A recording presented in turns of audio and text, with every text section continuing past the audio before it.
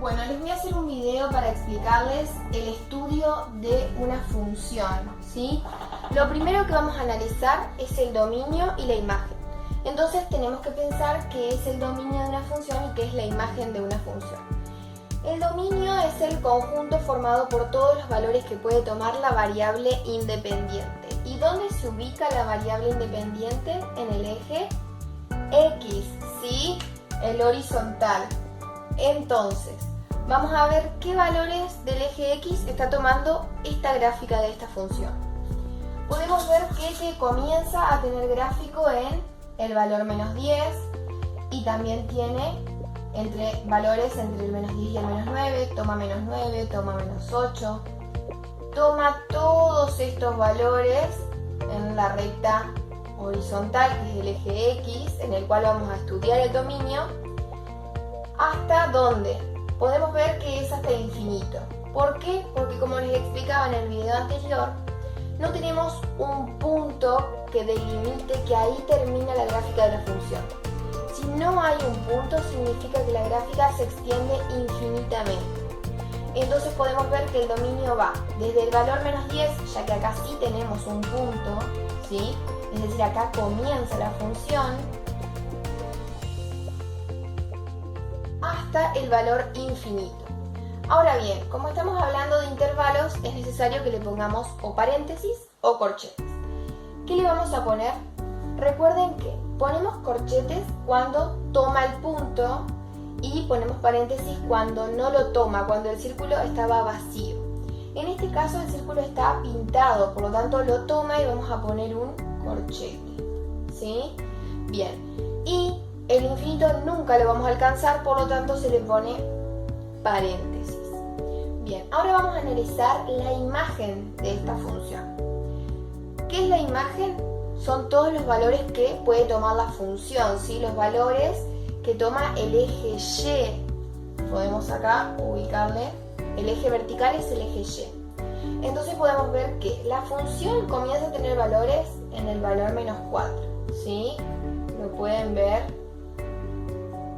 Desde el valor menos 4 existe función. Antes no teníamos ningún tipo de gráfica. Empieza a tener valores, a menos 3 le corresponde un valor, a menos 2 le corresponde tanto este valor como este, a menos 1 este valor y también uno por acá y uno por acá. Y así sucesivamente hasta que acá tenemos un punto. Podríamos decir que la imagen va desde menos 4 a 4, pero no sería correcto. ¿Por qué? Porque hacia abajo no tenemos función, entonces sí comienza en menos 4. Pero hacia arriba sí tenemos función porque se extiende hasta el infinito. Entonces la imagen va a ir desde el valor más pequeño que toma la función en y, que es menos 4, hasta infinito. Y ahora les pregunto lo mismo, ¿ponemos paréntesis o corchetes? En el infinito sabemos que va un paréntesis. Y en el menos 4, paréntesis o corchetes. Va a ir un corchete porque el punto está relleno, ¿sí? Entonces, corchete. Hasta ahí analizamos dominio e imagen. Ahora vamos a analizar los cortes con los distintos ejes, con eje X y eje Y. Bien, en las intersecciones con los ejes en el estudio de funciones vamos a adoptar dos nombres.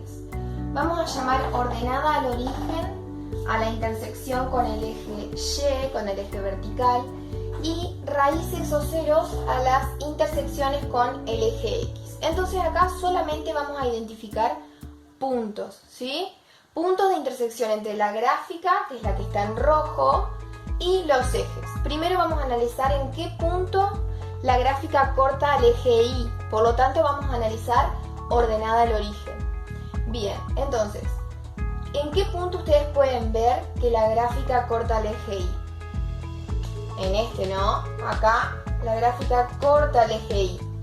En menos 1 de Y. Como es un punto, va a tener dos coordenadas, una coordenada X y una coordenada Y. Sabemos que la coordenada Y es menos 1, pero ¿qué coordenada de X va a tener? Si no se mueve ni hacia la izquierda ni hacia la derecha. El punto va a tener coordenada X 0. Entonces acá encontramos la ordenada al origen, que es 0, menos 1. Y ahora vamos a escribir cuáles son las intersecciones con el eje X, ¿sí? Bien, podemos ver que en la curva corta el eje X en menos 8, en menos 1, y en donde más, y en 4. Estos ceros o raíces no las vamos a escribir como un punto, como la ordenada al origen, sino que los vamos a escribir con una notación especial, en donde decimos que la primera raíz va a ser x subíndice 1 es igual a menos 8. Escribimos solamente el valor en el cual interseca el eje, ¿sí? En el cual corta al eje. Decimos que x sub 2 es igual a menos 1, que es el otro valor en el que corta el eje, y que x sub 3, ¿sí?, es igual a 4, que es el otro valor en el que corta el eje. De esta manera tenemos 3 ceros o raíces, es decir, 3 puntos de intersección con el eje horizontal, que es el de las X, y un punto de intersección al eje vertical, que es el eje Y. Ahora vamos a proceder estudiando los conjuntos de positividad y negatividad. Los conjuntos de positividad y negatividad nos van a decir cuándo, ¿sí?, la coordenada X adquiere valores positivos o negativos. Y siempre los conjuntos de positividad y negatividad van a ser intervalos que están determinados por las raíces. ¿Qué eran las raíces? Las intersecciones con el eje X. Entonces, un intervalo va a ser desde este punto a este menos 8, que es una raíz. Otro intervalo va a ser desde menos 8 hasta menos 1, que es la otra raíz. Otro va a ser desde menos 1 a 4, que es la otra raíz. Y otro de 4 a infinito, ¿sí? Entonces nos vamos a fijar si son valores positivos los que toma los valores del eje X, o si son negativos. Vamos a comenzar por el primer intervalo. Va desde menos 10 hasta menos 8, ¿sí? En cuanto a los valores de X. Toma valores que están por debajo del eje X o por encima. Por debajo. Por lo tanto, va a formar parte del conjunto de negatividad, ¿sí? El que lleva el menos arriba. Entonces, en el conjunto de negatividad escribimos el intervalo que va desde menos 10 a menos 8. ¿Sí? Bien, al menos 10. ¿Lo toma? Sí, perfecto. Entonces va a ir un corchete. Y en el menos 8, escuchen con atención. Al menos 8 no lo va a tomar. ¿Por qué? Porque el punto menos 8 no está ni por encima del eje X, o sea, no es positivo, ni por debajo del eje X, o sea que no es negativo, es neutro, ¿sí? Entonces, en las raíces siempre vamos a poner paréntesis. Ahora vamos a analizar el intervalo que sigue. Dijimos que era desde menos 8 a menos 1. Toda esa parte de la gráfica toma valores por encima o por debajo. Por encima. Bien, entonces va a formar parte del conjunto de positividad. Vamos a escribir que va entonces desde menos 8 con paréntesis, porque el menos 8 es neutro, hasta el menos 1, que también es neutro, entonces ponemos paréntesis. ¿Qué intervalo sigue? De menos 1 a 4. Va por encima o por debajo del eje X, del eje horizontal. Por debajo, entonces es conjunto de negatividad. Escribimos que este intervalo se une, eso significa la U, unión, ¿sí? Se une con el conjunto que va, o el intervalo, de menos 1 a 4. Con paréntesis porque, ya dijimos, no son ni positivos ni negativos. Y nos queda un solo intervalo, desde 4 a infinito. ¿Va por arriba o por debajo del eje X? Por arriba, entonces conjunto de positividad.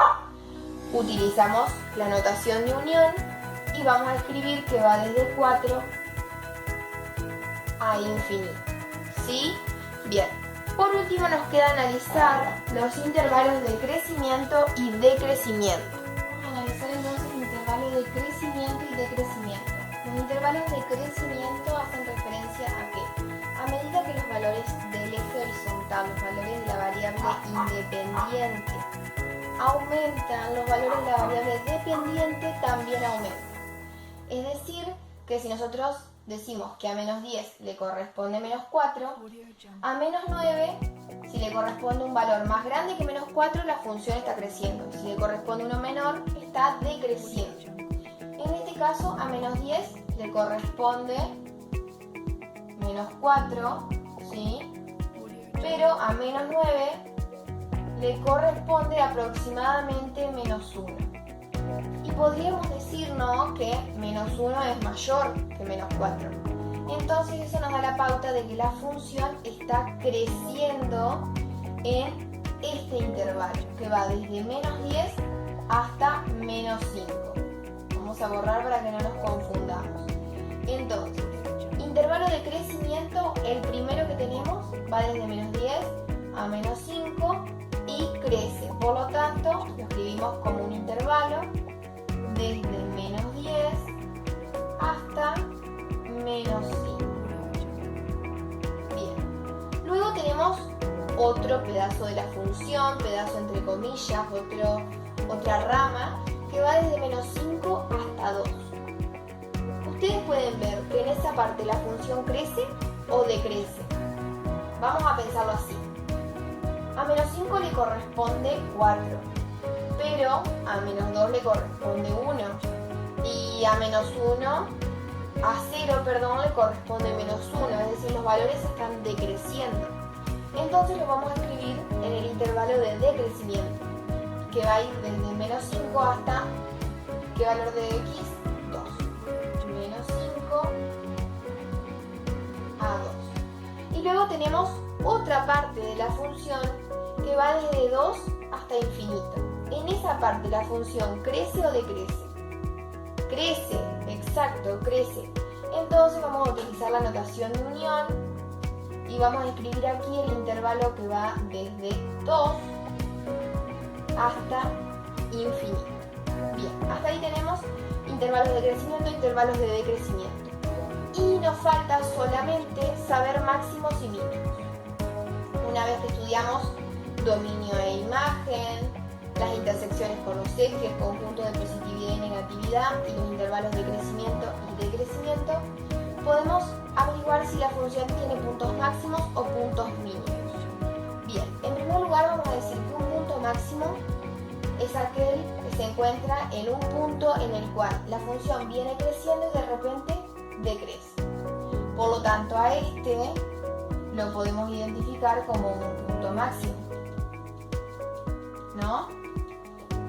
Bien, ese es un punto máximo porque la función crece y luego decrece. ¿Qué coordenadas tiene ese punto?